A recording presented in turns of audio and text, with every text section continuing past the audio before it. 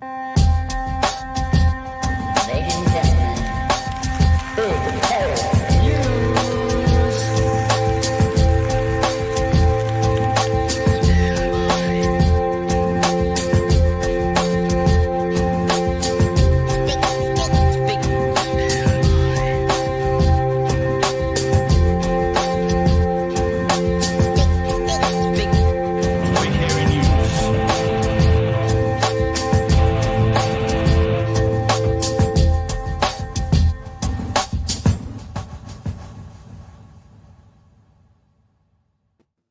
Hey, kia ora koutou, e te whānau. Welcome to another episode of Big Hairy News. Kia ora, Chewy. Kia ora, Pat. How we How are doing? you, man? I'm doing good. How you doing? Not too bad. I've got my days all mixed up. I thought today was Tuesday. I've since been informed it is in fact Monday. The week is going slower than I perceived. Why did you think it was Tuesday? What happened to make you go, it's Tuesday? I tell you what, it's because I'm all excited. There's a very special boy coming to Dunedin this week. Who's that? It's David Seymour. Mr. Seymour. David that Seymour's French-Canadian in town on politician. Wednesday. What's he doing? Yeah, What's he doing here? famously. Is I there don't like know. is there like a puppy to kick or something? What's going on? I assume he's here to participate in the marketplace of ideas, Yeah. which, if I'm reading correctly, could just be him standing there while I yell at him through a megaphone. But we'll see. You've got your megaphone, haven't you? You recently had it I delivered. have got a megaphone. There's a reason I bought a megaphone, and this might be a reason. All right. But yes, Okay. David Seymour is in town. Apparently he's having some sort of soiree in Liverpool Street here, 6:30 on Wednesday. Just, if people are in the area. Are we doing a live stream from Liverpool Street this week, are we? I've only got so many hands, Pat. Okay. All right. Well, whānau, welcome back to another week. Good to see y'all. Tonight on the show, we are going to be having a look at Nikki No Boats. Nikki No Boats has come out and talking Oh, about... the boats have arrived. Well, The boats are here.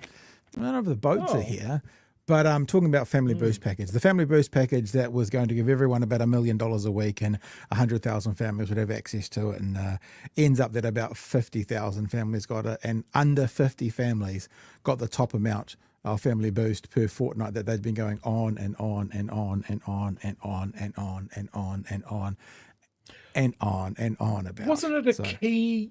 Wasn't it a key election promise? Was it a linchpin, right? Because Labor think so. couldn't do a program that made sense, was easy to implement, required little to no. You mean that 20 hours free admin childcare? from That parents? Yeah, that one. Yeah, That one. That was way worse, wasn't it?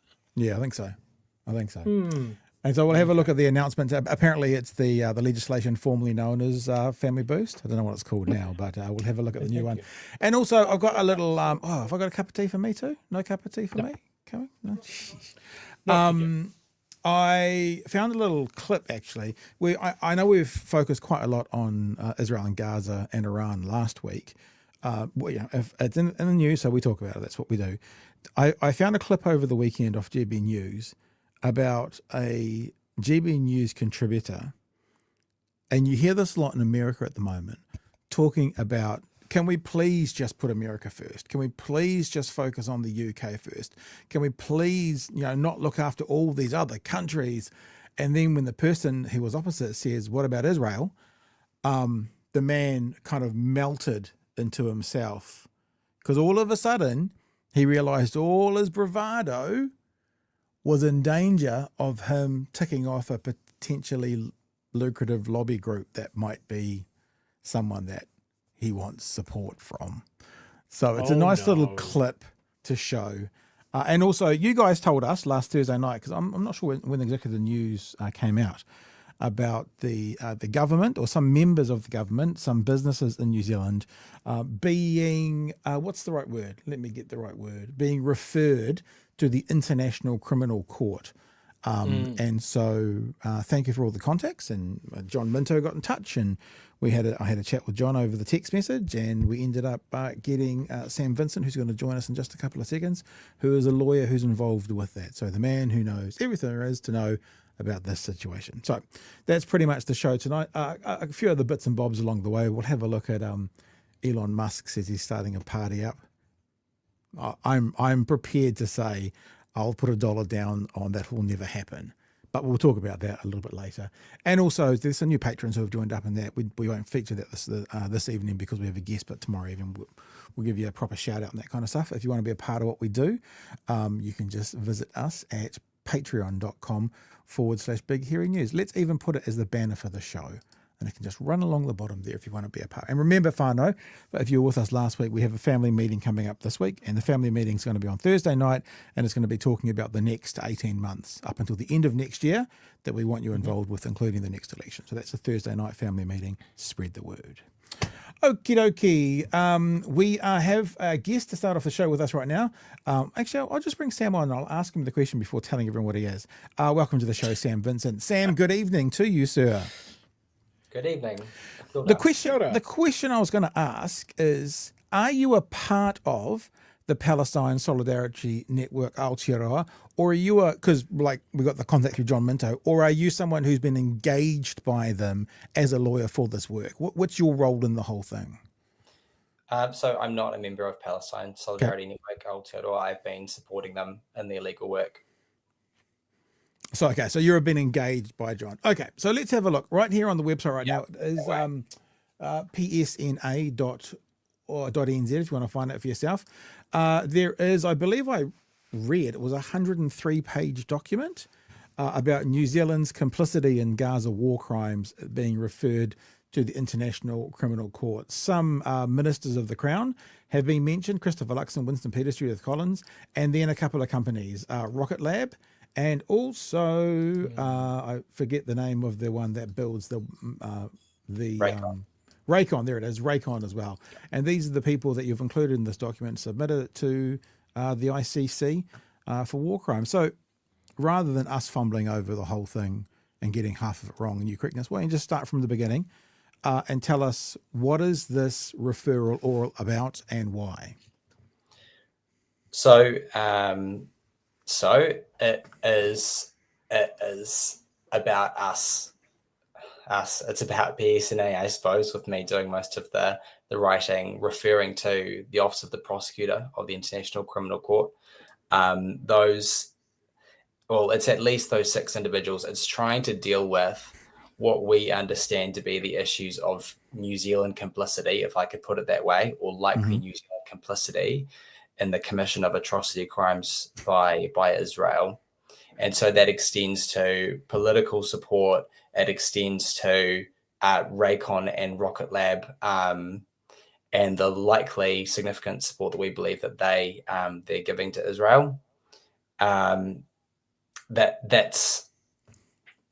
is largely what it's about. And then because you've got those 6 individuals, we're talking about the International Criminal Court. So what happens at the International Criminal Court is that individuals, rather than nations, are tried for their commission of atrocities. And so we've identified the individuals who we think are most likely criminally responsible from the New Zealand perspective for helping Israel to commit their crimes. And there are some serious issues that we've been dealing with.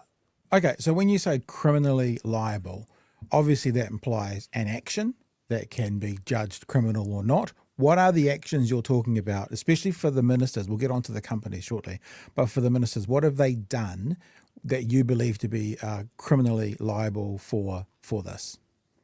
Yeah, so the way I see it with the government ministers, it's twofold. There's the kind of the political support that they've given to Israel, and then there is the way that they have allowed the likely material support, military and intelligence support to Israel. So I guess I'll deal with that secondly, if we're looking at the companies later, but dealing with the political support, it's along the lines of, in the earlier months of the war, Christopher Luxon, Winston Peters repeatedly made out that Israel was acting in self-defense while tens of thousands of people were being killed by Israel. They only said that during the earlier months of the war because it no longer worked, really, them saying that. But there are various ways that they've continued to support Israel's position one thing in particular that Christopher Luxon did a number of times was that he made out that it wasn't possible for Israel to cease its violence via a ceasefire. He said a number of times that a ceasefire would require Hamas to take certain actions like disarming. And in his joint statements with the leaders of Australia and Canada, he said, he said that Hamas must disarm. A ceasefire cannot be one-sided, and that's just not true at all. There was no justification for Israel to continue its violence. They were ordered by the International Court of Justice to stop. Just as Christopher Luxon said unconditionally, the hostages held by Hamas must be released, he should have said unconditionally that Israel had to stop its violence, which we knew was genocidal. He gave them license to continue. That's one of those kinds of issues that we deal with the political support. A lot of people relate the ongoing atrocities in Gaza to ongoing atrocities from the past. Is there a parallel you can draw for context as to who the Christopher Luxon character is today versus perhaps who he was in a conflict that we all know the history of, so to speak, if you know what I'm saying? That's a good question. I mean, it's kind of a situation of perhaps, not that I understand this particularly well, but perhaps like with the genocide in Rwanda, when you had, if I understand right, I think you had some support from the likes of France, if I remember right, from, I don't know these details particularly well, but you had some support from outside the country,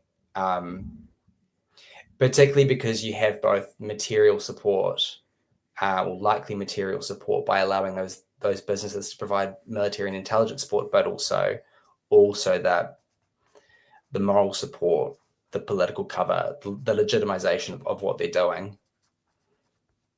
All right. Chewy, you want to jump into? I am really, let's try and organize my thoughts here before I open my mouth. What is it that you're hoping comes out of this? Like, we've seen, obviously our listeners drew our attention to it. I've seen a press release. What's the ideal thing that happens for you guys with this? Well, I expect that probably in about a couple of months' time, the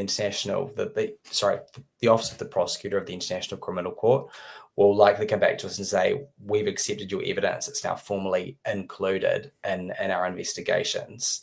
That is the next likely step.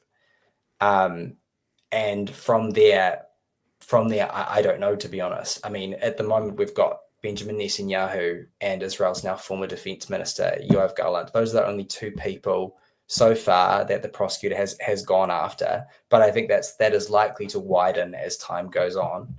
I think it is possible that we could see some of these people from New Zealand being prosecuted. And the reason I say that is because I think the contributions are actually really, really serious. I mean, particularly that likely business support. Well, we should talk about that because you talked about material support. You're talking about Rakon, which is Rakon an American company? I've always heard about Rakon to do with like Desert Storm and all those sorts of things as well. Their names popped up for quite a long time. It's not. No? Rakon's a New Zealand company based in Auckland. Okay, and also Rocket Lab providing material support. Expand on that for us. Explain that out. Yeah. So if I start with Rakon. So Rakon, based in Auckland, they are experts in producing componentry called crystal oscillators. Crystal oscillators have all sorts of uses, but one of their uses is that they can go into missiles.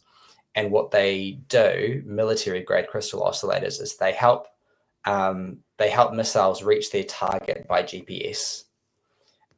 So Rakon's military-grade crystal oscillators were the crystal oscillators used when US weapons company Boeing first started producing the JDAM bomb in the 1990s, at the outset of this sort of technology. And the US has been using this technology to hit particular targets by GPS, all around the world since then. And there are many examples of JDAM bombs being used on Gaza. We have no reason to believe that Rakon's crystal oscillators are no longer being used for the JDAM bomb. Rakon's been quite clear that they've been quite clear that they have long-standing relationships with their customers in the US. And there was a really big leak of information 20 years ago, which showed that then Rakon was the leader, and they were still providing then the majority of crystal oscillators for Boeing for their JDAM. There's, like I said, no reason to believe they're not still having this role. For want of a better word, the product or the components provided by Rakon, are they like an off-the-shelf component? Like, can anyone buy them, or are they tailor-made for a bomb, for an army, for a time such as this? Like, because that would involve sort of more complicity than, they're using some of our stuff, but lots of other people use it as well. Well, I think if you look at that leak of information from 2005, 2006, it's actually still available online. It was published by the New Zealand Herald. There was communication then about Rakon's customer in the US, which was then Rockwell Collins, which became Collins Aerospace, which is now part of RTX Corporation, which is a very large weapons company. When they secured the contract for the JDAM, they were producing the precision guidance technology, and then Rakon was providing the crystal oscillators to Rockwell Collins. That information was fed back to Rakon. So I think they are specifically, I think they have been specifically designed for the JDAM, at least for the JDAM. I don't know what other munitions they are specifically designed for, but they don't present themselves as being specifically for the JDAM. I don't see why they would be uniquely for it. Yeah, okay. Chewy, do you want anything on about Rakon before we go on to Rocket Lab? Rocket Lab? Yeah. Yeah, Rakon's an interesting one because they do a range of products that I would say are like definitely very high tech, but definitely multi-use as well. Like you wouldn't just say, oh, they're a weapons company. No. Or even that they're a weapons targeting company. They're a company that do a range of products, and some of their products are used in the targeting systems for these the targeting for these weapon systems. But that doesn't give them a pass. No. It's just like, oh, we make these things. We're not in control of what they go into. It's someone like a US-based defense contractor or something like that would absolutely go, well, it's going in a bomb, and so therefore we need it to do this. And they go, okay, we make a bomb. So it's one of those things. You might not be the finger that pulls the trigger, but if you're putting the weapons together, it's the definition of being complicit in something. Yeah, it is. It is. Yeah. I also want to know, let's talk about Rocket Lab. I was thinking haven't talked about this for a long time, but I know Adrian Leeson, well enough. And for people who don't know who Adi is, he was one of the Waihopai 3, and the guys that went along with a scythe and cut down the bubble of the Waihopai spy base. And the reason they did that was the information that was getting passed on potentially through the Waihopai spy base into communications in the Iraqi war, and that was their protest. And ironically, they got found not guilty of their charges because it was the same defense as someone who kicks a door in when the house is on fire. In other words, kicking someone's front door in is breaking and entering. But if what you're doing is you're doing that for a better good, for a larger good, i.e. save the person inside, then it's permissible. And that was basically the defense they used, that them bringing it down, the crime, quote unquote, they committed, what it was doing was saving lives. And so it was and that was as I understand it, that was the defense that they used to get found not guilty. The Rocket Lab situation, putting satellites in space, I don't know, it has an air of similarity to it when I read on what you guys are doing. Do you want to speak to that? Yeah, just a quick note. Unfortunately, to say I don't think that defence exists anymore. That was Really? relied upon by them. Pretty sure of that. But it is so. In terms of Rocket Lab, just thinking where to start with this. The key issue is so they're putting up satellites for geospatial intelligence companies. The most alarming one is Black Sky. So these geospatial intelligence companies, they have constellations of satellites, or they call them constellations of satellites up in space, and they spy down on the surface of the Earth.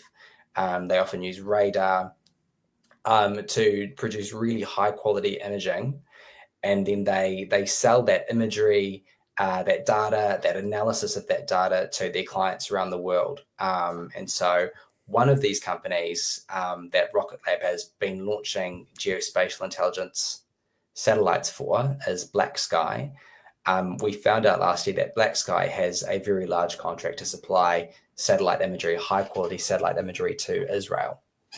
And so what Black Sky does is they take high quality photographs from space once every hour over target locations.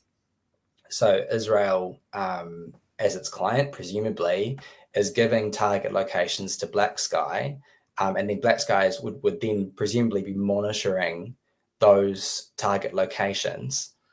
Israel has said that the quality of imagery that they get from geospatial intelligence is so good that they can see people when there are people at the locations that are caught with by the satellite imagery. So the real concern. Oh, you go. Yeah. Sorry, I was just going to say, would these systems maybe have the visual definition to tell the difference between, say, an adult human and a child? I don't know. I don't know that. I don't know. But point well made, Joey. Even if we don't know, point well made. Yeah. Yeah. So I mean, the concern obviously is that this information passed to Israel could actually very well be helping Israel to kill people. What Israel says is that the geospatial intelligence that they obtain alongside other sources of intelligence, they feed that into their artificial intelligence systems that generate large numbers of strike targets. When they've got those strike targets, they then go off to an officer to be signed off, and then they go strike. So they're selecting a large number of targets within the population, using artificial intelligence, and and then I think it's likely that the intelligence that Black Sky is giving Israel can actually help them to choose when to strike particular targets. Let me ask something about that. You said you've used the word likely a couple of times. Mm. Do you know that Rocket Lab is doing this? What you're claiming could be happening with Black Sky? In other words, they are a part of the chain, or are you saying best guess because they're a client? I mean, Rocket Lab is certainly part of the chain. I could say unequivocally that in some way they are supporting Israel. I guess I'm just saying likely with regard to most of what I'm saying, because I'm kind of putting the pieces together to see not just how Rocket Lab is launching these satellites for Black Sky, but actually how those Black Sky satellites likely, as I say, likely, I think are helping Israel to kill people. Right. A question on that, and I'll use that term we used before, the material support. Like there's the government and then there's two New Zealand companies. I'm interested to know in a legal sense what that means. And straight away I'm thinking of a much different example. Like if a person was abusing migrants in New Zealand and not paying them and kind of trapping them in a workplace, there wouldn't be a tangible link to the government for material support for that business. There'd be a separation for what the business did separately to who the government is. What's the difference with this? Where's the connection, to use the term material support? So are you asking how the government ministers are themselves likely made responsible because of the material support? Yeah, I'm asking, you've used the term material support. Correct me if I'm wrong. Are you saying there is material support for these businesses from these ministers? And if there is, how does it work? Or what are we missing? What am I missing? Oh no. So what I mean is that there's likely material support for Israel's commission of atrocity crimes from these Okay. New Zealand businesses, and then New Zealand government ministers have allowed those businesses to provide that support to Israel, knowing the circumstances, and that's how I believe they're implicated as well. Okay, so when you say allowed these businesses, what could or should they have done? Like if I bring it back to my my example of the workers being abused by the worker, that's just the workers doing it. There's nothing in there. Would it be the same as if the government knew about that and allowed the business owner to abuse these workers? Like this government in particular, I mean, the guys who say they're all about, the free market and that kind of stuff, they probably wouldn't step into many business decisions. So what would be the appropriate thing that they should have done to not provide that material support? Right. Well, if I just stick with Rocket Lab, Yeah. and what should and shouldn't have been done by the government, the payload, the payload for Black Sky, like the official authorization for those Black Sky satellites to go up into space, that was signed off by Judith Collins in December 2023. So she had to give approval for that, and that's supposed to take into account the human rights considerations of those satellites going up into space. Okay. Yeah, that's much clearer. I mean, you get a tangible connection. Her signature is on some paperwork that enabled this to happen. It is. So in saying that, if her signature's on, why just these? I haven't got the list up now, but why just these 3 or 4 ministers and prime ministers? Why not like the whole cabinet? Well, so one of the main reasons why Judith Collins is listed in the referral is for that very reason that I've just explained. Yep. When it comes to Rakon, in about May last year, there was a fair bit going on there actually in terms of Rakon being exposed at that point. And the Ministry of Foreign Affairs and Trade, which is responsible for export controls, they were facing pressure to investigate Rakon and to impose. Well, the thing is that if Rakon is exporting military-grade crystal oscillators from New Zealand, then they should be subject to export controls. They should need to apply for a license from the Ministry of Foreign Affairs and Trade in order to export those. What happened in May last year was that MFAT officials met with Rakon, and they basically just asked them, are your crystal oscillators that you're exporting, or are any of your products subject to export controls? And Rakon just said no, and that was the extent of their quote unquote investigations into this. The responsible minister for export controls is Winston Peters. Winston Peters was briefed on what was going on at the time. So for that reason, we consider that he is responsible for that lack of action when he was aware of these circumstances and didn't do anything about it. All right. Yeah. Joey? This world of I make a part for something and I'm not in control of where it goes.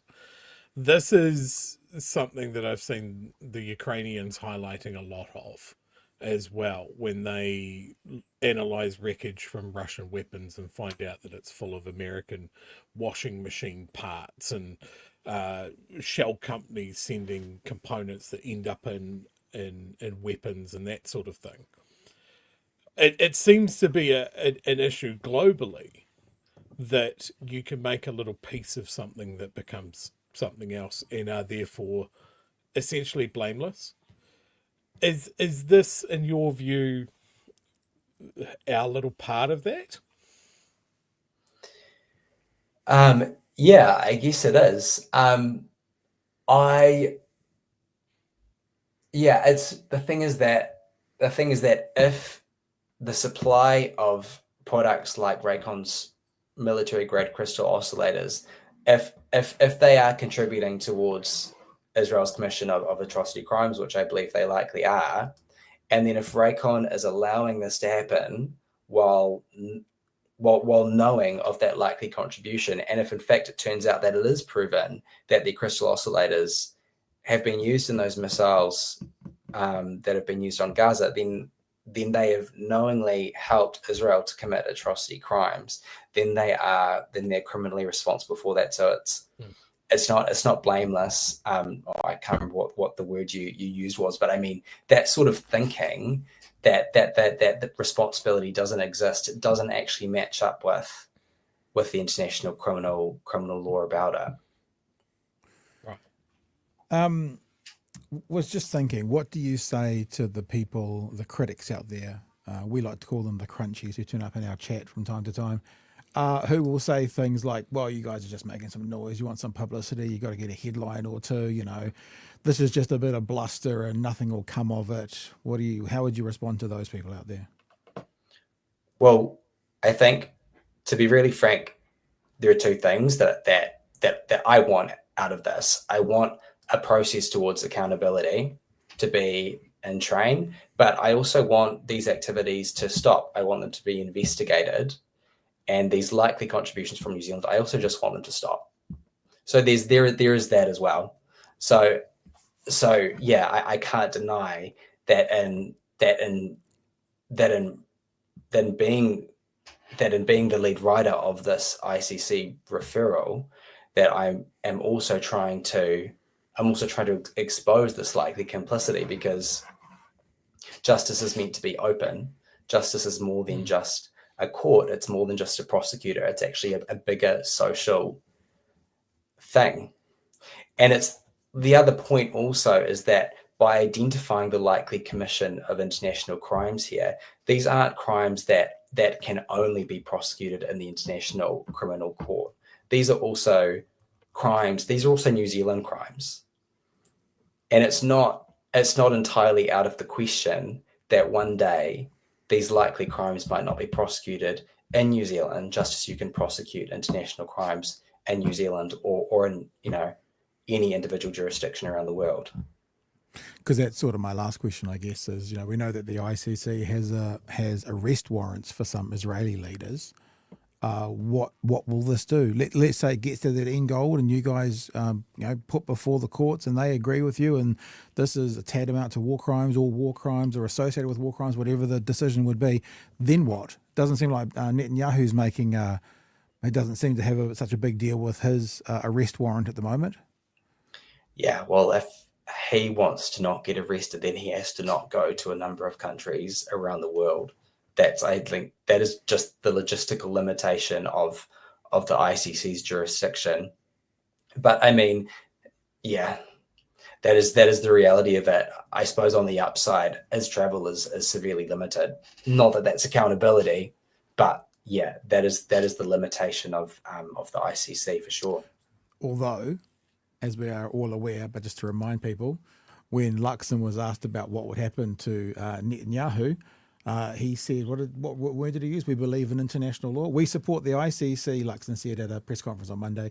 We believe in the international rules-based system. We support the ICC, and we would be obliged to do so. That's talking about arresting Netanyahu. So if it did go to that path, and if he's so supportive of it when it's somewhere else, it'd be interesting to, like, when it gets accepted, if you're saying that's the next step, because, Mr. Luxon, again, he supports the ICC, and he believes in the international rules-based system, but it'll be interesting to see how he responds to that. Have you heard anything back? Have we heard any public statements from any of the people you're looking to indict, if that's the right term, so far?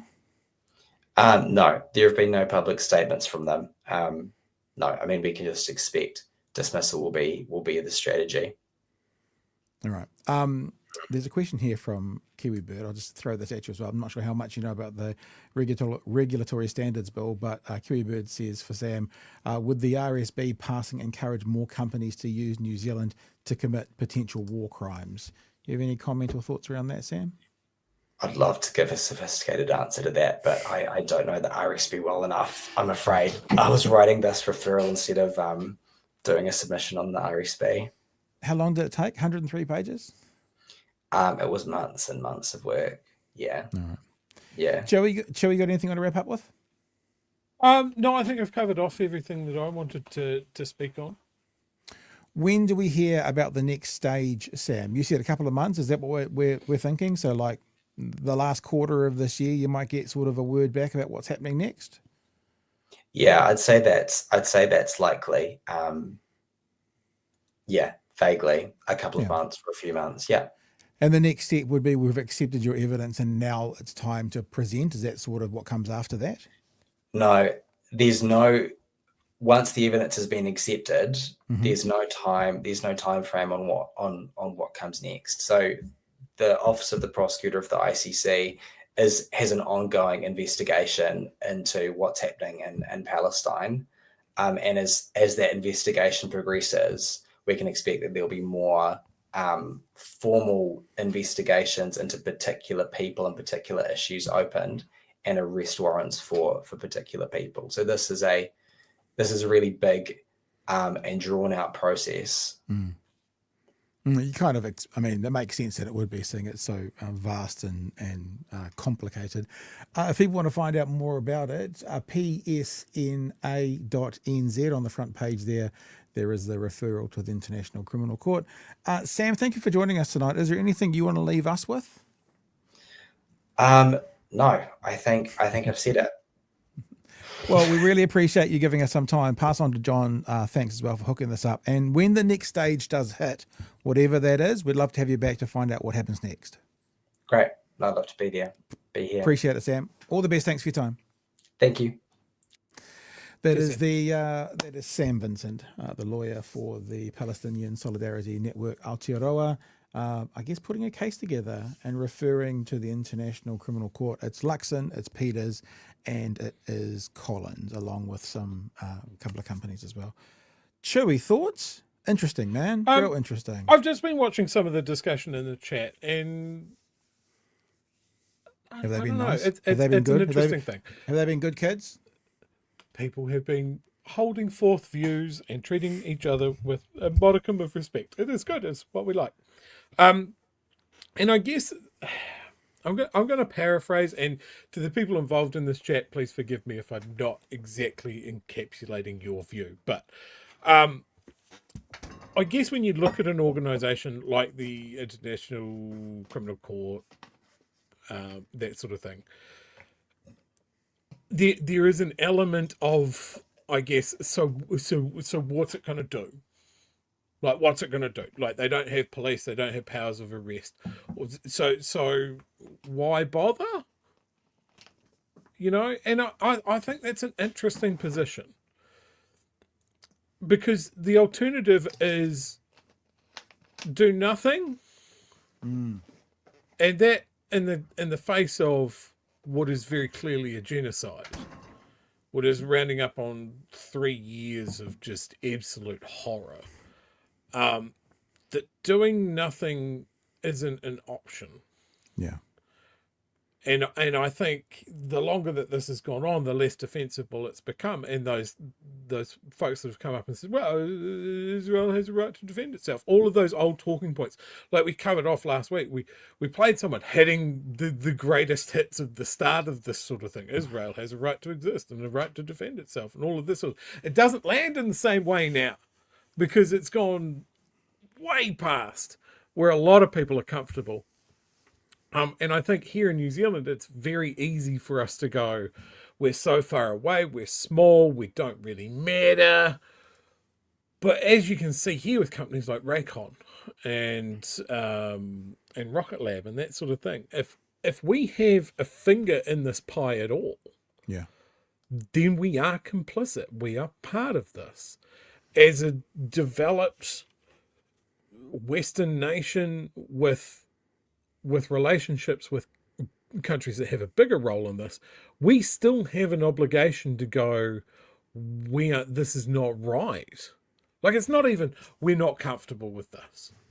It is that it is not right. Yeah, but also New Zealand does have a really interesting part to play in that. I mean, how many people in the 80s went, no thanks, America.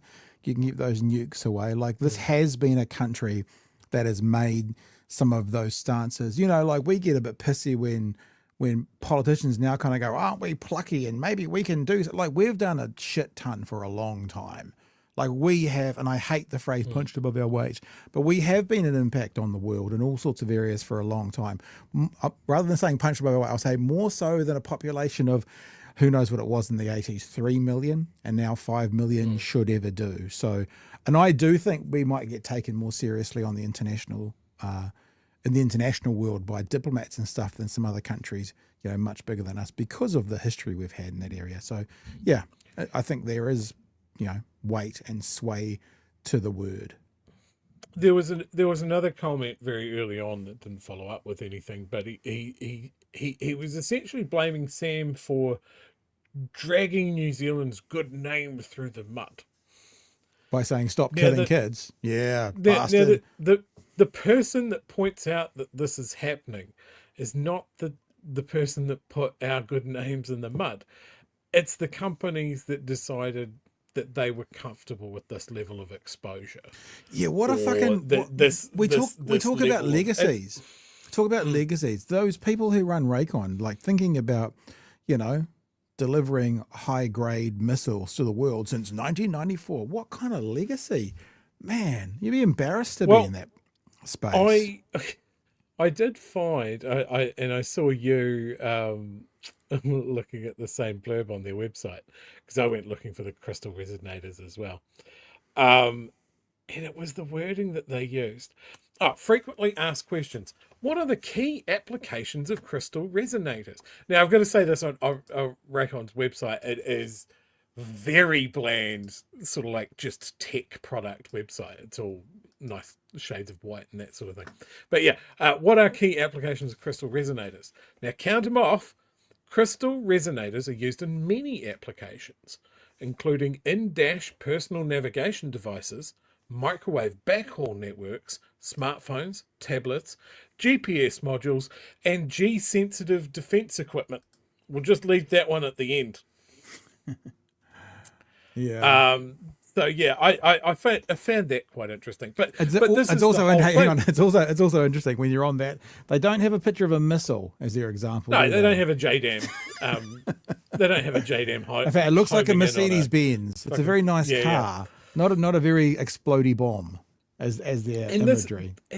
This is the thing with modern defense systems is you can be a company that just makes one innocuous part for it that can be used in a variety of things.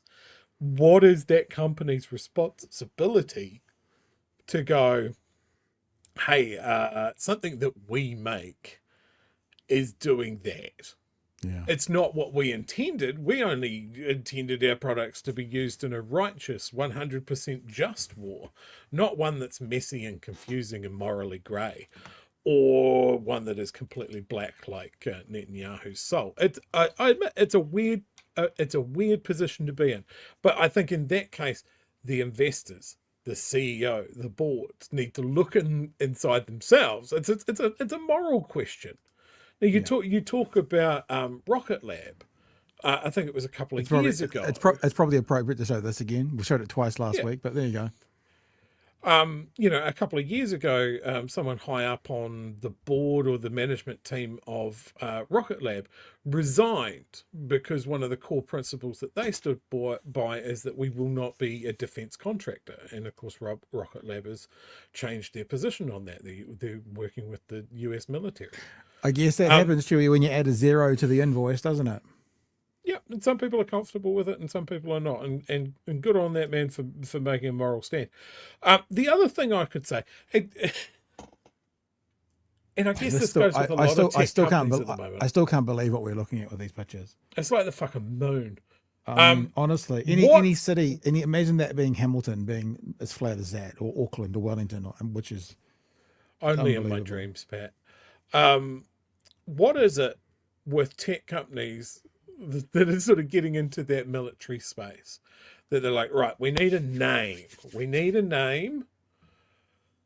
First out of the back, black, little bit sinister. Black Sky, not sinister at all. Or Peter Thiel's company, Planeteer. You know, we're going to name it after one of the most biggest evil artifacts of the Lord of the Rings universe that could see everything everywhere, and it's going to be an AI facial recognition system. Not evil at all. Yeah, it's like, I'm not expecting them to name their company Rainbow Daisies or something, but it's just something that's just Copyright. Just fucking out the gate. Like, you're an evil company. That's an evil name. Was Skynet taken? I think it actually is. Cruise missile damage. They're not hiding it quite as much as maybe other people were, showing advance of it. Right. Yeah, look, it's an ongoing conversation. You know, guys, that these conversations get hidden in the algorithm. YouTube doesn't like them, so this is where you come in as well. Make sure you share all this stuff around. When we pull up some clips and stuff from this, make sure you put the clips out there as well, because it's how we get informed and how we inform others around us. Ken says, Sam Vincent is a really good bloke. We need more Sams. Mata says, peace for Palestine groups won their court case using that defence, but were still put on the terrorist list. Yeah, I didn't realise that. I obviously paraphrased that okay. It was like, if you commit a crime, but in the I'm coming back, there I am. But in the task you're doing, you're preventing a more serious crime, it's sort of all right. And that was really interesting with the White Hope I threw. I probably shouldn't speak too much on it. I'm not an expert, but my understanding is that means it had to be acknowledged that a more serious crime was potentially averted. That's the only way that they could actually not get a charge. Howie says, greed and bullies resist, stop bullies young. We've been gaslit for years by those at the top of the pyramid. Who else we got? Koana Aho. Hey Whānau, actors going to flood the local government elections with their peeps and pull their same antics as their coalition of chaos. Keep an eye on them even more now. And if you haven't watched it yet, Chewy, and not you, I know you have others, go and see Paul Barlow's documentary, his little 40-minute documentary, because that will... And I was thinking about, when I was watching that documentary, it talked about a cap on rates was one of their sayings. And we were talked about that the week before, and I couldn't remember who it was talking about a cap on rates. But every time you hear a cap on rates, that's the people who are involved in that world. Yeah, that's what it is. And Kiwi Bird, back to you, Chewy. A marketplace of ideas equals Chewy shouting at Seymour. So, yes, there you go. Oh, you got one there. Look, so other people agree. Rainbow Days is a great band name, Chewy. There you go. So you guys could do what? It'd have to be death metal to be acceptable. It'd have to be with a name like that. Punk death metal band. What instrument would you play if you were in a band, Chewy? Oh, okay. So, I always wanted to play bass. That sounds like a big tangent. It was a little throwaway comment, but it sounded like with your response, it's going to be a big tangent. So, you know The Onion, right? Like satire websites like that. We're all familiar with the idea of satire. There's one called The Hard Times, which focuses on making satirical stories about punk and metal music. And I saw them do one the other day that a band called Infant Annihilator was changing the name of their band due to problematic associations with the Israeli regime. Oh. And I was like, yes! I tell you what, we had a YouTube comment I had to look over the weekend. I don't want to spoil it. Maybe I'll try and find it. But basically, it talks about there was some ancient writings from a Sanskrit cave that were found in the Middle East, and they brought in the world's most incredible sort of decipher of the codes. And once they got it out, it said Israel says Iran's going to build nukes in 2 weeks. It was very, very cleverly worded as to that conversation's been going on forever. Oh man, that's pretty good. Okay. Let's do a couple of little bits and pieces before we do it. Anne Salmond, who we featured last week, who last week told me she wasn't going to come on because she didn't want to basically get any more shit than she was getting from what David Seymour had done, put out a post over the weekend. I'm going to move my mic because I've got bad eyes and I need to be closer. It says this. Dear friends, as one of the scholars targeted in David Seymour's Victim of the Day campaign and described as deranged on his Facebook page for commenting on his regulatory standards bill from our different disciplinary perspectives, it's been heartening to see so few New Zealanders support this kind of personal intimidation aimed at individual citizens by a deputy prime minister. Worse, each of these posts carry the parliamentary insignia. It seems that they were designed and sent out by parliamentary services staff employed and paid for by taxpayers. This means it's not just the integrity of the Deputy Prime Minister and the Prime Minister that is at stake, but all of Parliament itself. I think it's missing a word there.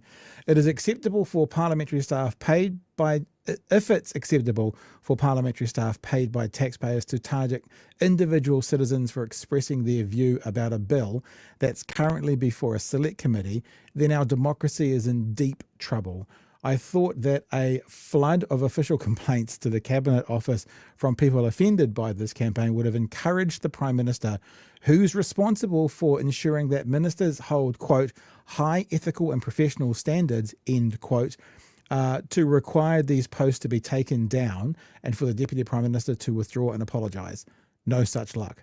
Many other people have found the Victim of the Day campaign despicable and, without our knowledge, mounted a petition to the Prime Minister. So far, 12,500 people have signed it. I thank them for their care and support.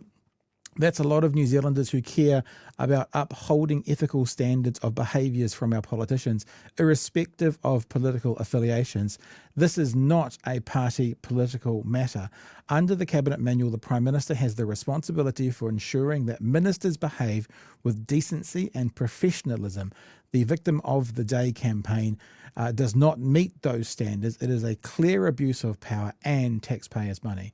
We tried to stop this kind of abusive behaviour in its tracks and declared it unacceptable. If individual scholars who have the legal protection of academic freedom under the Education and Training Act can be targeted, no citizen is safe from this kind of online intimidation by politicians. I agree with the Action Station petition that it is high time for the Prime Minister to step up and do his job and require David Seymour to behave himself, withdraw and apologise, kind of like his father should have done. Do you? If so, do you add your voice to those of the 12,500 citizens who have spoken up so far? And I would like to add one more comment to that, which we talked about last week. Two comments actually. The first one is David Seymour is a little bitch. That's the first official comment I'd like to add. But the second thing is David Seymour constantly tells us he's about conversation. He wants to have conversation. We want to start a conversation. And then when people who have got a mandate as academics speak out in a way he doesn't like, he forces them out of the conversation by the attacks that he's doing that get picked up by his trolls that cause Anne Salmond, and I know this because me and her had a conversation over email, to say that she was taking a bit of a break. It was all getting on top of her. David Seymour doesn't want conversation. David Seymour wants you to listen to what he's got to say and shut the fuck up. Chewy. I can add nothing more to that. That was righteous. One thing I noticed that David was speaking on this on one of the shows over the weekend, and the question was put to him as the acting Prime Minister, whether he thought it was appropriate, and he just used that platform to launch into yet another attack on him, just basically saying that Dr. Salmond is a liar. And if she's not a liar, she's never read it and doesn't understand what she's talking about. Yeah, so he's just doubled down. And that question was fronted with, as the acting Prime Minister, do you think this is appropriate? Yeah. So that's very clear what he thinks there. Yeah. I think we haven't got this on the show notes, but it came up in One News tonight. So let's have a look at the conversation going on right now around the Regulatory Standards Bill. A condensed scrutiny period for ACT leader David Seymour's controversial regulatory... Condensed, 30 hours. Standards Bill kicked off at Parliament today amid widespread criticism. The bill proposes every piece of legislation be examined to ensure it doesn't create unnecessary red tape or infringe on the rights of others. Political editor Mikey Sherman has more. This bill is crazy. The Regulatory Standards Bill under the microscope. This is the strangest piece of New Zealand legislation I have ever seen, and it is quite bizarre. The bill would require new and existing laws to be assessed against a set of regulatory principles, including protecting private property, personal liberties, and recommends compensation in some circumstances. This is a piece of legislation that will make it much, much harder for politicians to just lazily put. Mikey does really well here. Because he's basically like, it's not going to do all these things, and she basically gets him to admit it's not going to do anything, so therefore why have it? Why have it? Because it's not going to do all the things that he says. Oh, well done. Many people are obviously experts, academics, are disagreeing that it's not going to do anything. They find it to be quite underhanded. Red tape on New Zealanders. It will make it much, much easier for New Zealanders to challenge bad laws. The Minister says the bill does not create any new legal avenues to challenge the government. At best, this bill will be a waste of time and money. But at worst, critics argue it'll make regulating harmful activities and products more difficult. What is going on here is an effort to get into the ministerial system in the House and run interference on it. I support the Regulatory Standards Bill because it puts ideas of efficiency and a careful weighing of the costs and benefits of proposed regulation at the heart of the legislative process.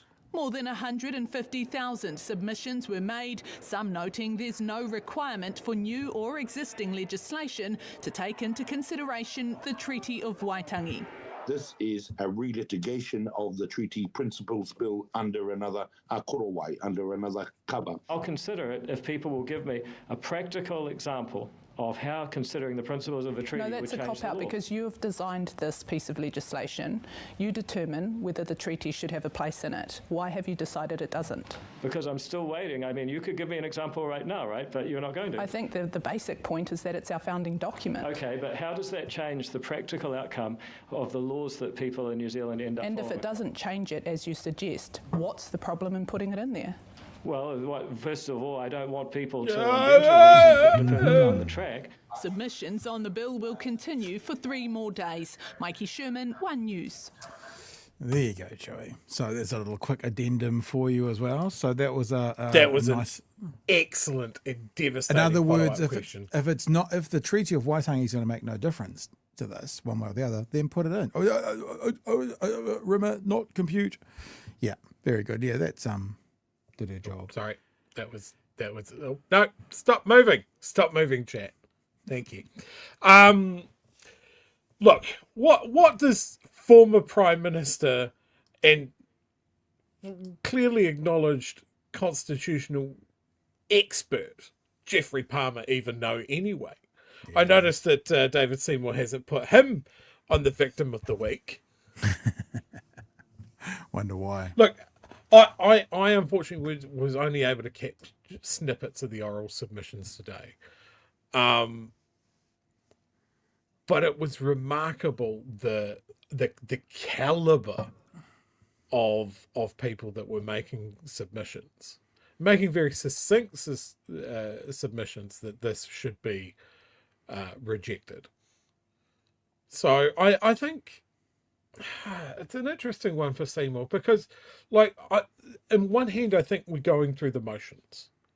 Like we are clearly noting down all of our objections to this, and he's just going, "Well, I'll consider it if it meets this fucking criteria." And his it's criteria. like you can't, yeah, his particular criteria. And then if he's going, well, if you disagree with it, you just don't understand it, and that's no defense for anything. If you've created a law that a huge proportion of submitters, by your description, don't understand, you have crafted a particularly shitty bill. if people don't understand what you're trying to accomplish or are misunderstanding it, then that's on you, buddy. But we certainly understood what it was the previous 3 or 4 times you've tried this. And the point being made, the academic that we just saw there, the gentleman who said last week, well, then critique my ideas. Don't call me deranged. Tell me where I'm wrong. And you'll notice Seymour's not doing that anyway. He didn't do that in the stand-up either. All he did was go, well, you tell me. Well, you tell me. Well, how about you just talk to the actual submissions that were made and explain why they're wrong, rather than just go, deranged. That's the only thing. I think he said the only thing I can think of is some kind of syndrome going around why people don't understand it. It's like, literally, explain. Some real debate club level fucking sea lining over this. Look, I would, we've discussed this. It will probably go through because of the coalition agreement.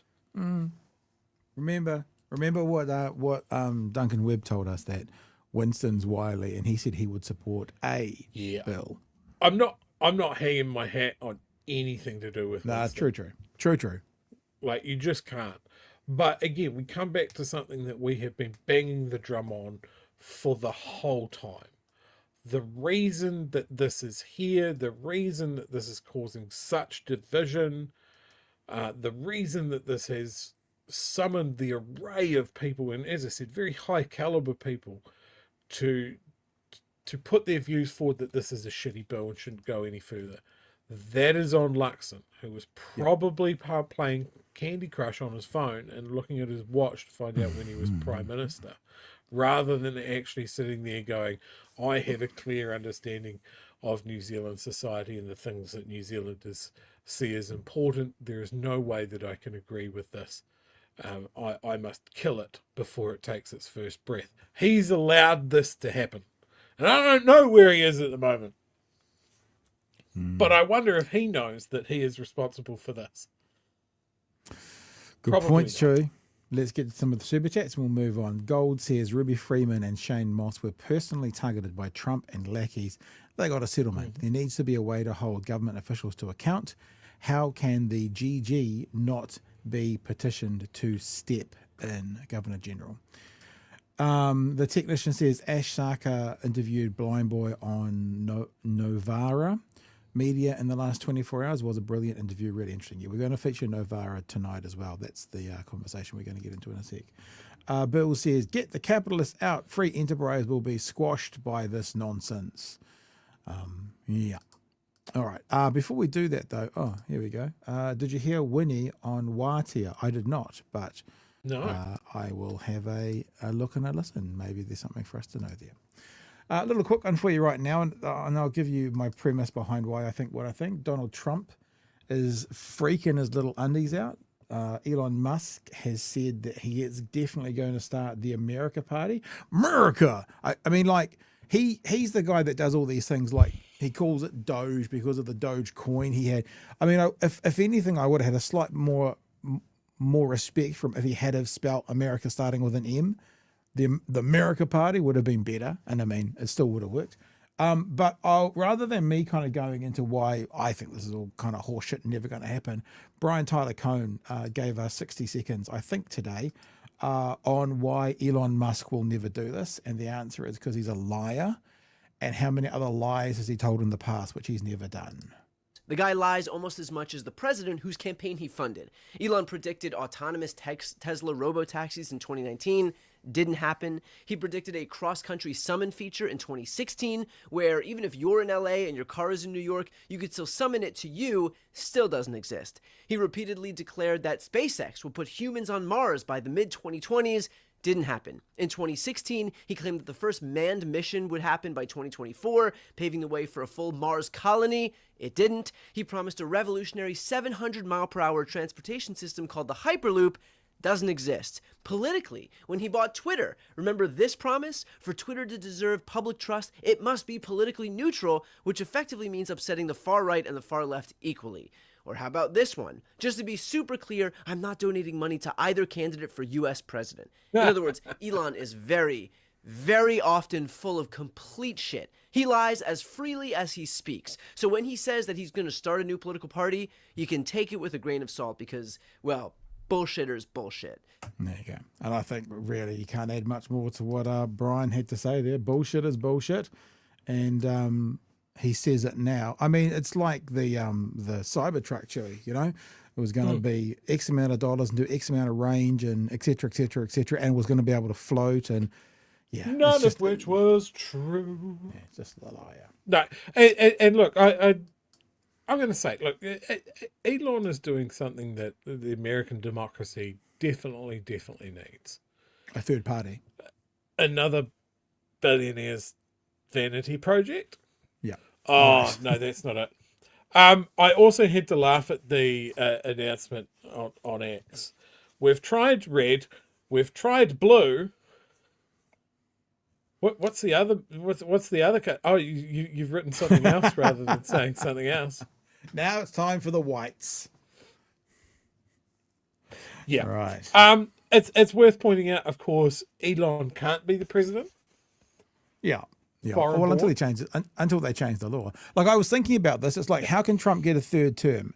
Theoretically, he can already by going in as the vice president, and then as soon as they win, the president steps down.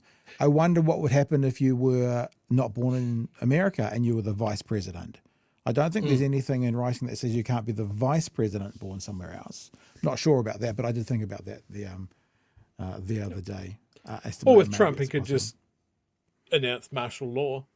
Yeah. Or he could just take his hand out of Trump's ass and then put it back up there and just actually control. I mean, to be honest, I remember right at the back of this, I tweeted out something like, who knew that a foreigner could be the president of the United States and it would only cost $250 million? Kiwi Bird says, can we deport Elon to Mars already? And then, of course, Arviz points out, remember, he lost Wisconsin hard. Yeah, but the thing is, the reason that if he did do this, it would be great for the left is that clip with Brian Tyler Cohen, he goes on to talk about some of the facts and figures. And there's something like 80% of the people who see Elon as a good public figure vote right, and like 13% vote left, and the other people obviously have had head injuries and can't make their mind up. So if it did happen, which I highly doubt, then the next president's going to be a Democrat. It's as simple as that. If it happened, it's a Ross Perot moment. If it happened, the next president would be a Democrat. So those Democrats who have been talking about it will be lining up, because if there's three parties, it'll take away, 2/3 of the vote will take away from Republicans and a third will take away from the left, Democrat president. So real interesting. All right, Chewy. Let's get on to, we're going to finish up with the bit from Novo, whatever the name of that network is. And let's get into this conversation with Mikey. Does anyone know, do you know, Chewy, what's happened to our old mate, Jack Tame? Because he was off not too long ago with on paternity leave, but do we know? He's MIA. It's like he's getting to a point now because I want to go, is everything okay? Is he all right? Have we heard anything? Do we know? Someone in the chat will know. They'll know. So Paul Goldsmith was on in the weekend. It was a lot to talk about, but I've really just stuck around the law and order part of the conversation. Mikey Sherman wants to know a little bit about what evidence this government is following that says harsher sentences on first responders will work, which I guess if they're going to work, what they're saying is fewer attacks on first responders, fewer attacks on anybody. Will harsher sentences work? That's where we start the conversation. Yeah. You're increasing sentencing, hoping it'll deter criminals. What evidence do you have to show that it'll work?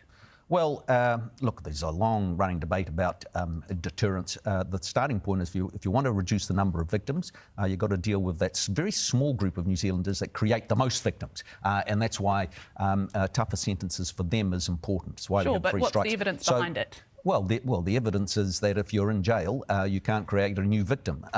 So he's literally echoing Ryan Bridges' point last week.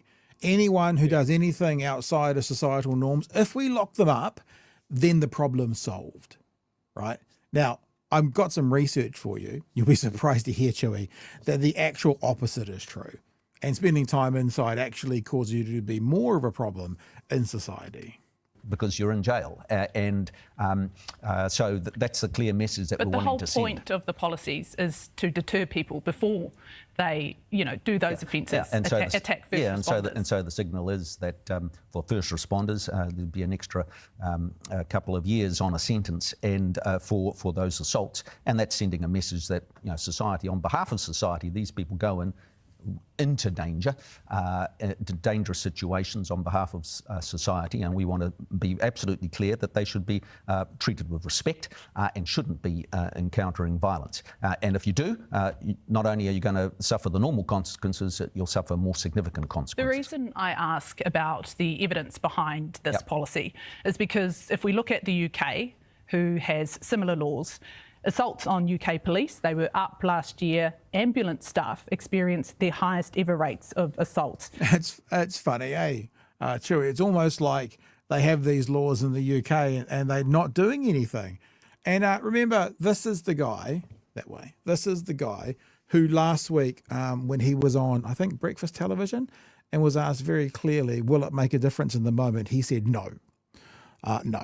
So they know this is not going to work. And what they're doing is the definition of gaslighting.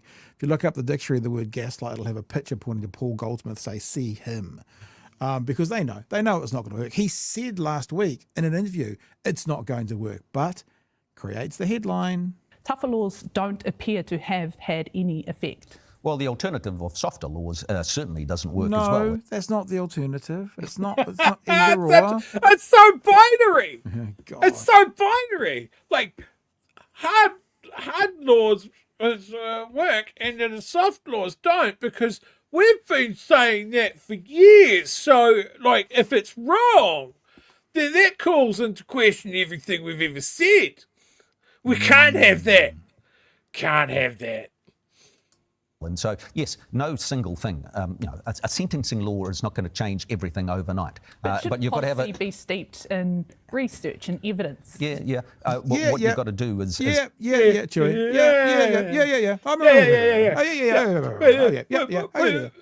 Like, remember that time when we just killed lawbreakers and then crime went away, or the time when, like, in Victorian times, when they had really harsh prisons and bread and water and cold, damp walls, and crime stopped then as well.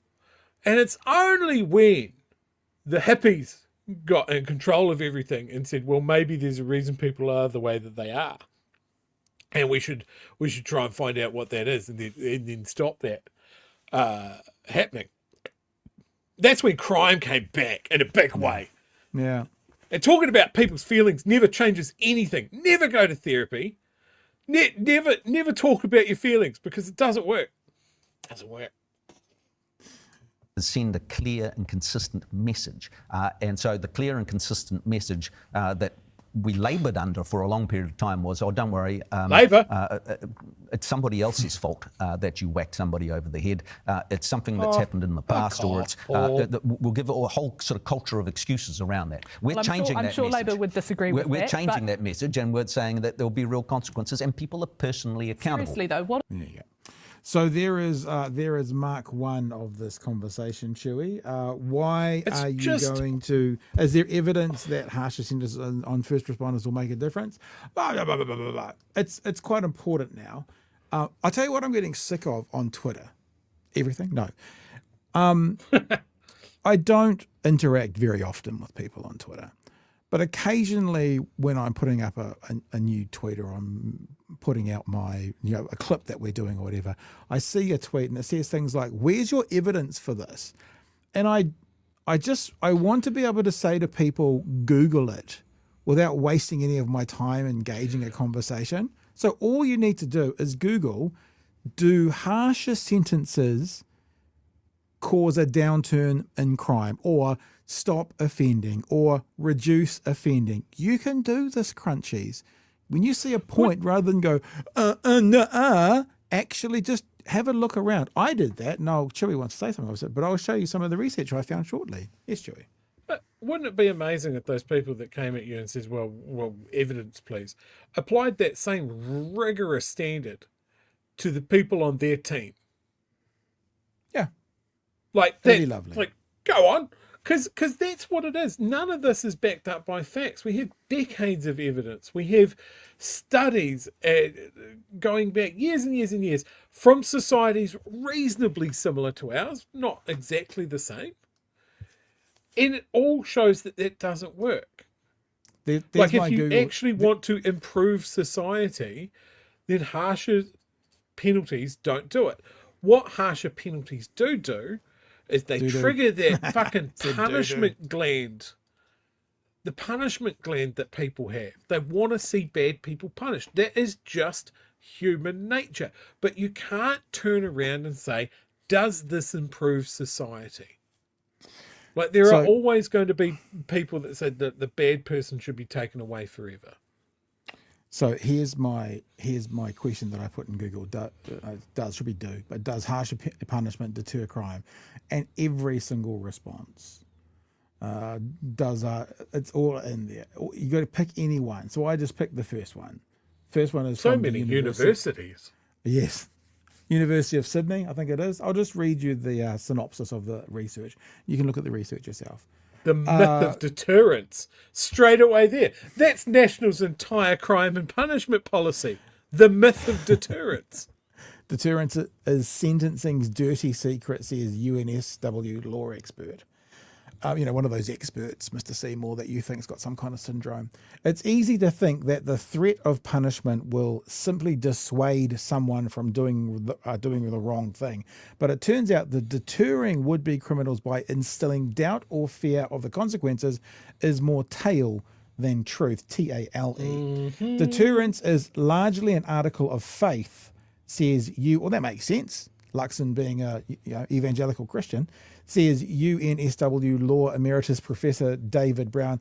I call it sentencing's dirty secret because it is just assumed that there is deterrence. But what the research shows is that the system has little to no deterrent effect. The criminal justice researcher says harsher punishments, such as longer prison sentences, not only don't prevent crime, but may actually have the opposite effect. What research is increasingly showing is that imprisonment itself and punishment more generally is actually criminogenic. I'm going to go with criminogenic.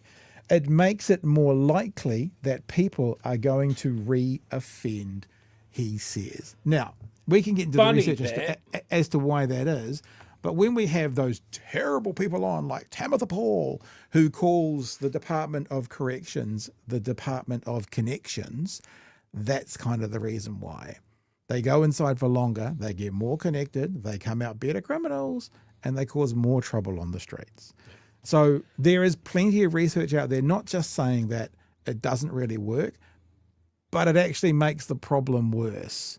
And we're having all these people going, well, if they're in prison, then they can't commit a crime on the street. Yeah, but probably 99.99% of prisoners come back out on the street, even if they've got a long sentence. And if they come out worse people due to having longer sentencing, then you're making it worse for future New Zealand.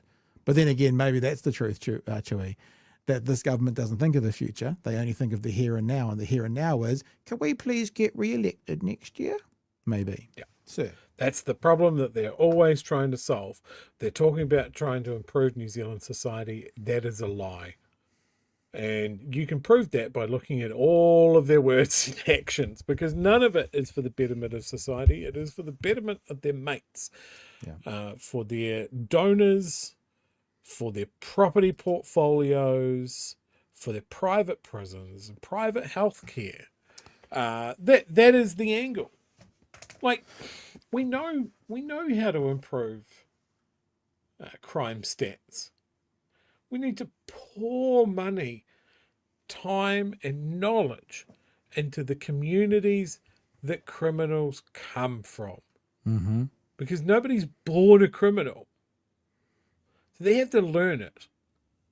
If they have better opportunities than crime, then they will take those opportunities because they're people.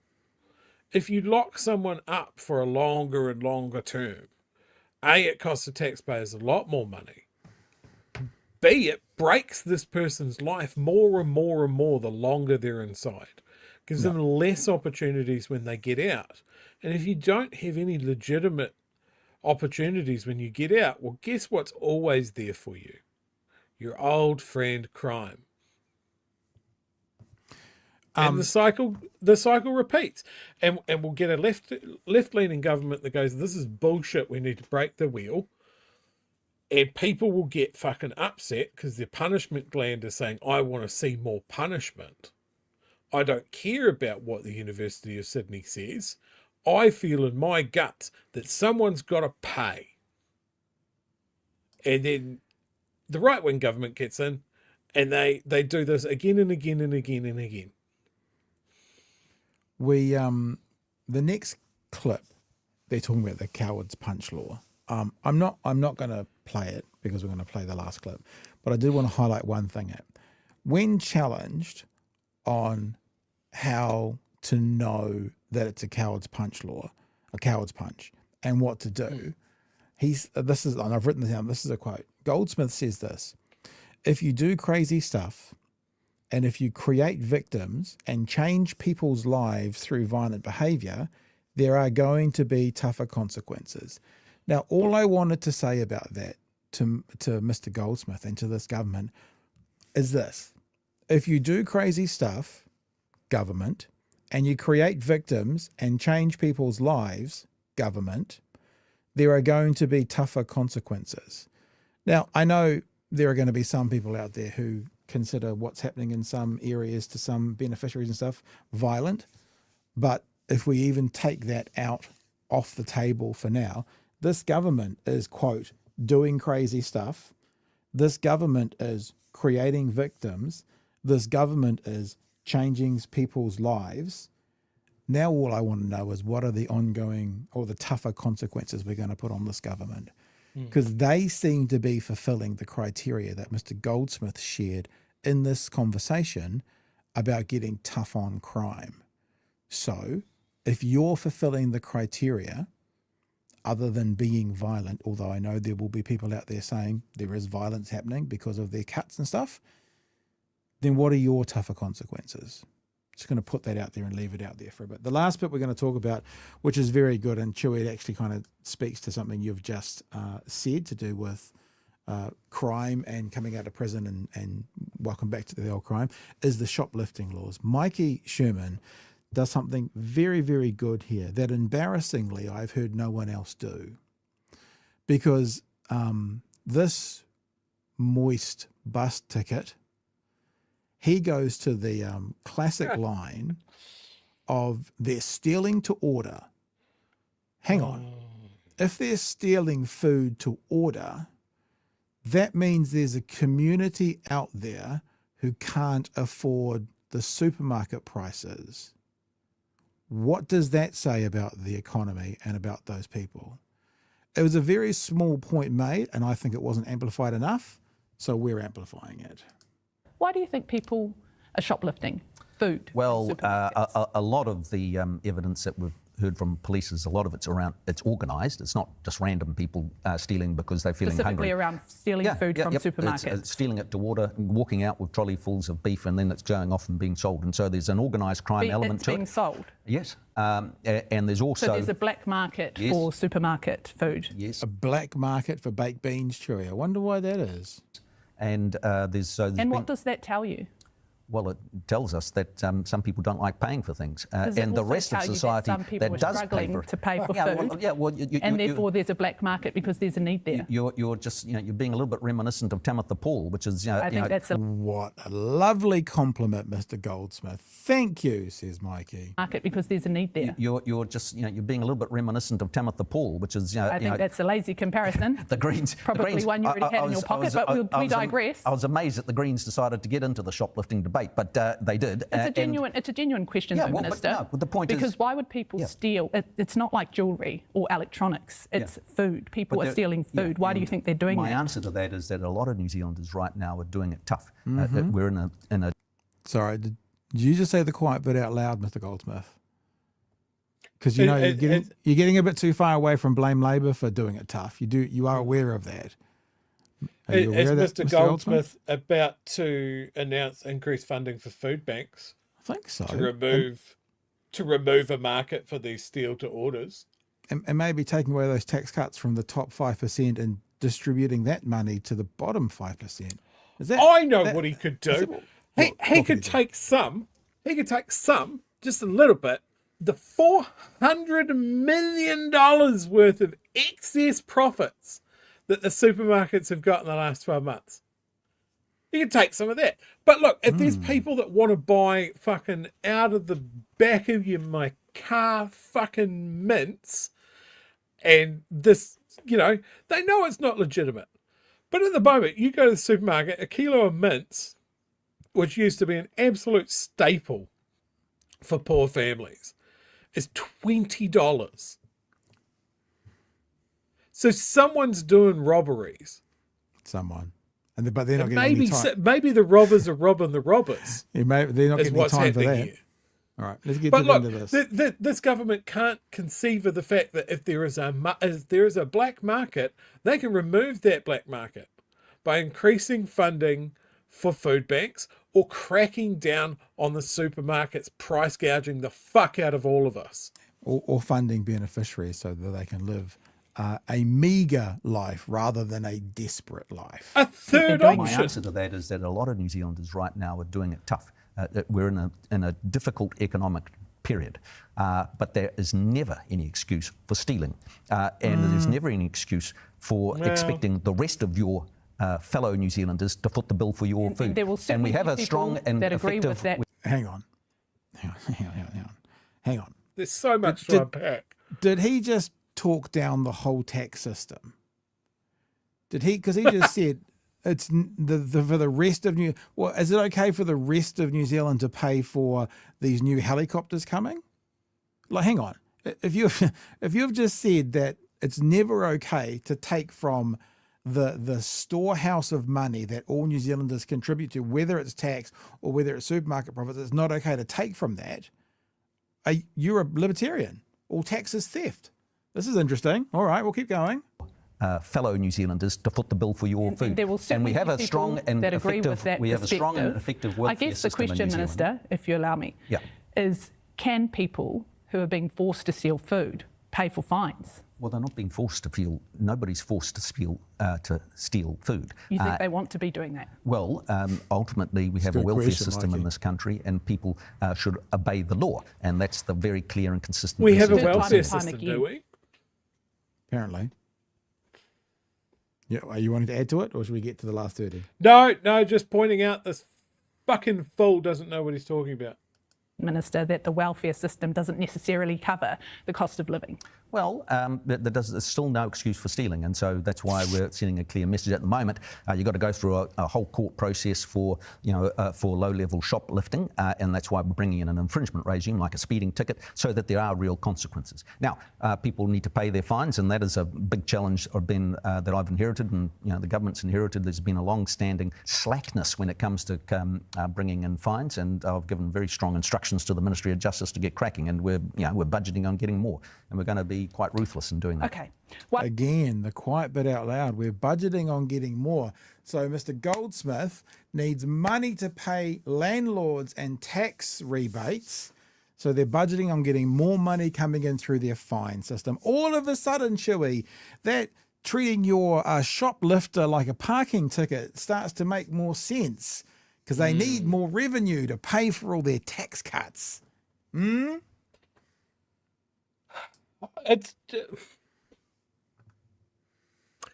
There are so many right-wing ideals happening in countries like us around the world, democracies. And it's remarkable how quick they all fall apart. Like, we could solve crime, we could solve child poverty, we could remove a market, we could solve the black meat market for stolen meat. They have all the tools, and the only tool that they pull out of their bucket is a hammer for the poor. It's the only one. it's a remarkable lack of thought, of looking at ideas from the past that haven't worked, the ideas from other countries that haven't worked. But this time here, that it'll work for us. Yeah. Like, we have been here before and none of this shit worked. Well, it might be different this time, Joe. That's what they're saying. It won't be different this time, but that's what. And also, but hang on. But why it has worked in the past?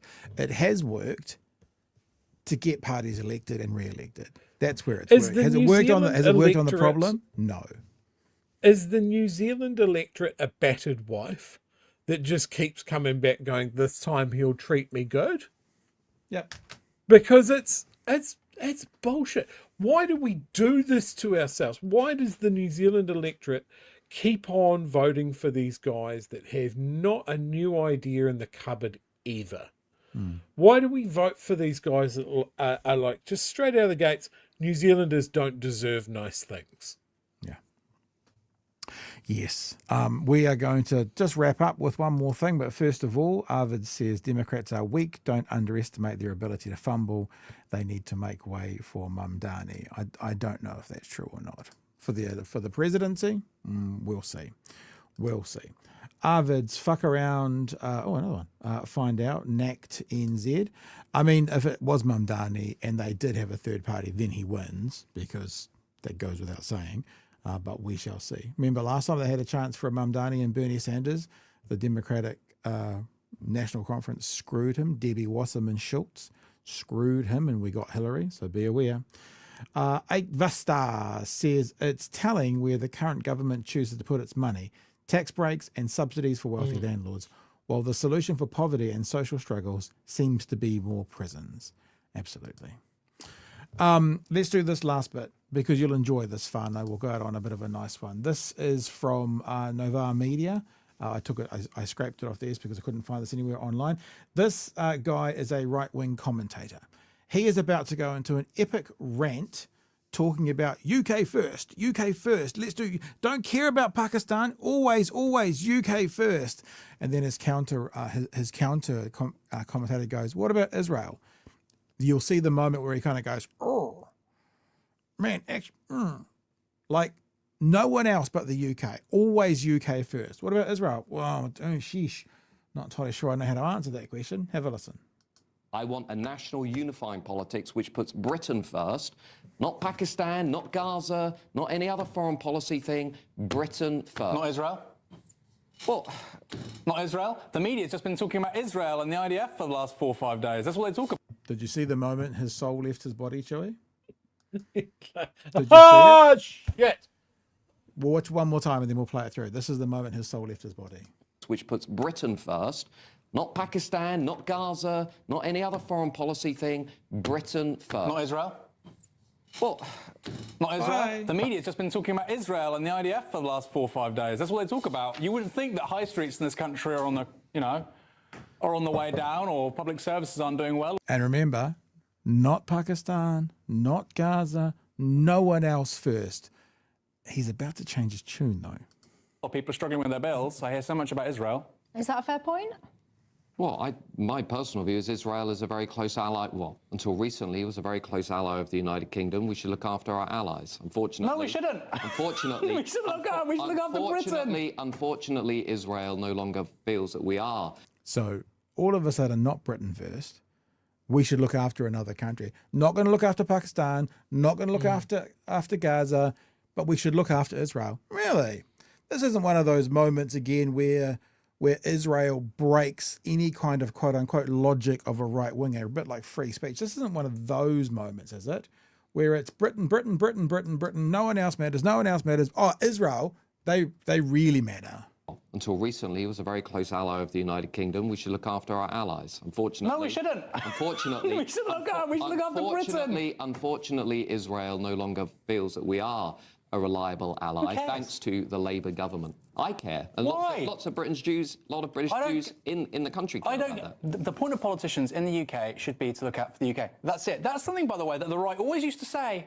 And I used to look at them as somebody on the left going, you know what, I think they've got a point. And Straight down the parts camera. of the right, Matt, you've just gone away from that because they just keep on talking about Israel and Tel Aviv and the IDF. They're making the IDF a protected characteristic. You know, need to go to the human rights, you know, watchdog and maybe protect for, you know, IDF lance corporals because they're being discriminated against by the UK, you know, media. It's silly. You had it right. You had it right 5-10 years ago. Look after this country. It's not silly to say Israel has a right to self-determination and to protect its own people. Every country does. That Britons, particularly British Jews, also feel profoundly unsafe about the direction of travel in this country. So hold on. You started this by saying British politicians shouldn't be talking about other countries. I say nor Israel, and then you say no, actually no, they should be talking about Israel. You need to make your mind up. I'm not saying they should be talking about Israel. I'm saying I have less of an issue with them talking about countries that are allies than people who are actively trying to organise politics along sectarian lines, which is what this independent group is going to do. Let's be frank, it's going to be pro-Gaza, anti-Israel, anti-British state, anti-military, pro-Palestine action. It's going to be all the things that this country should not really have. Do you know, in the last parliament, do you know what percentage of Tory MPs were members of Conservative Friends of Israel? How many? 70%. Be friends of your own constituencies. Nice. Oh, I thought you'd like that one, Fano, to wrap up with. Over Red Rover says tax breaks for private landlords increased. Funding for public landlords, prison. Yeah, that's it. We're done. Anything you want to wrap up with, Chewy? I have another feel-good story here. Obviously, Bob Villan have said they are not the story, that Gaza is the story, as they've been cancelled and dropped by their management. They must be doing it real bad. Not so much. It seems. No. This is their album that came out last year. Number 7, number 8. Their website is sold out of merch. And as I've said, this is the strength of being their own label. Yeah. That they can't be dropped. So who knew that a DIY punk group would be able to handle their shit and say what they want at all times? So go and listen to that album.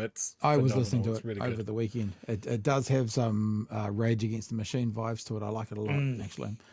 So thank you, Glastonbury, and all the right wing people out there for helping us find a pretty awesome act that I hadn't heard of before. Really appreciate the Streisand effect, in full effect, in fact, coming in like that. All right, team. That's it for us. We are heading off into the deep blue yonder, and we'll be back tomorrow night for the next edition of Big Hairy News.